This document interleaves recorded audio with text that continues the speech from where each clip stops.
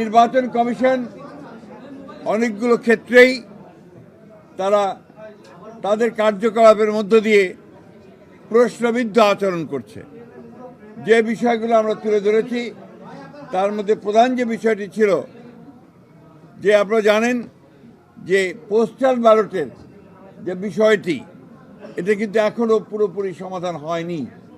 বিশেষ করে বিদেশের যারা নিবন্ধিত ভোটার তাদেরকে ব্যালট পেপার পৌঁছানোর ক্ষেত্রে এবং ব্যালট পেপারটা যেভাবে মুদ্রণ করা হয়েছে সেই ক্ষেত্রে আমাদের অভিযোগ আমরা সেটা তাদের কাছে দিয়ে এসেছি।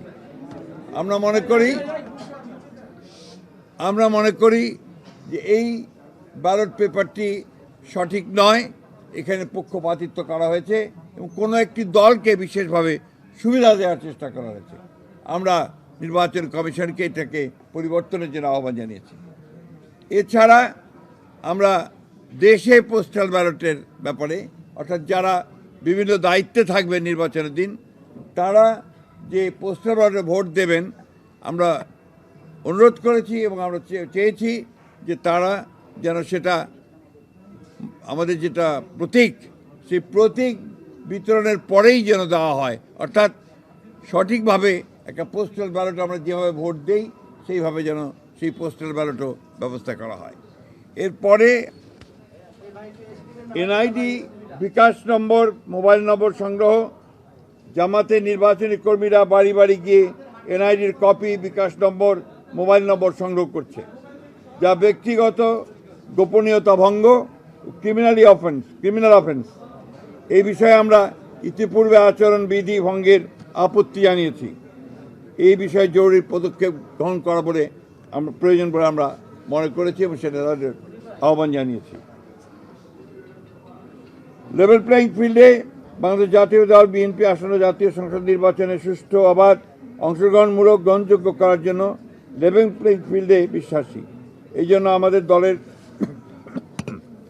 চেয়ারম্যান ব্যক্তিগত সফর বাতিল করেছেন, অথচ বিভিন্ন রাজনৈতিক দলের দলীয় প্রধান সহ অন্যান্য গুরুত্বপূর্ণ ব্যক্তিরা প্রতিনিয়ত আচরণবিধি ভঙ্গ করে দলীয় প্রচারণা চালাচ্ছে।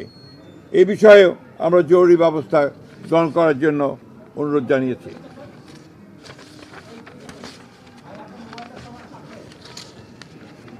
আরেকটি বিষয় যেটা আমরা অত্যন্ত গুরুত্বপূর্ণ মনে করেছি, ঢাকা মহানগরী এলাকার বিভিন্ন নির্বাচনী এলাকায় একটি রাজনৈতিক দল তাদের মনোনীত সমর্থিত প্রার্থীদের নির্বাচনে বিজয়ী করার অনৈতিক কূটকৌশল অবলম্বন করে ব্যাপক হারে দেশের ভিন্ন ভিন্ন এলাকা হতে ভোটার এলাকা পরিবর্তনপূর্বক ঢাকা মহানগর এলাকার ভোটার হিসাবে অন্তর্ভুক্ত হয়েছে।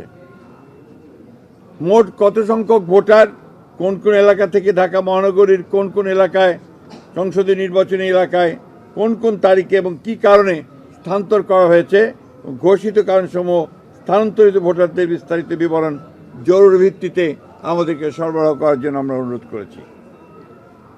বিভিন্ন নির্বাচনী এলাকার রিটার্নিং অফিসার, সহকারী রিটার্নিং অফিসার, পুলিশ সুপার, থানার ভারপ্রাপ্ত কর্মকর্তা সহ অন্যান্য কর্মকর্তাবৃন্দ একটি দলের পক্ষে কিছু ন্যাক্কারজনকভাবে কাজ করছে বলে আমরা অভিযোগ পেয়েছি। সেই বিষয়গুলো আমরা তাদের গোচরীভূত করেছি। সুষ্ঠু অবাধ ও গ্রহণযোগ্য নির্বাচনের স্বার্থে তদন্ত গ্রহণপূর্বক তাদেরকে প্রত্যাহার করার জন্য আমরা অনুরোধ জানিয়েছি।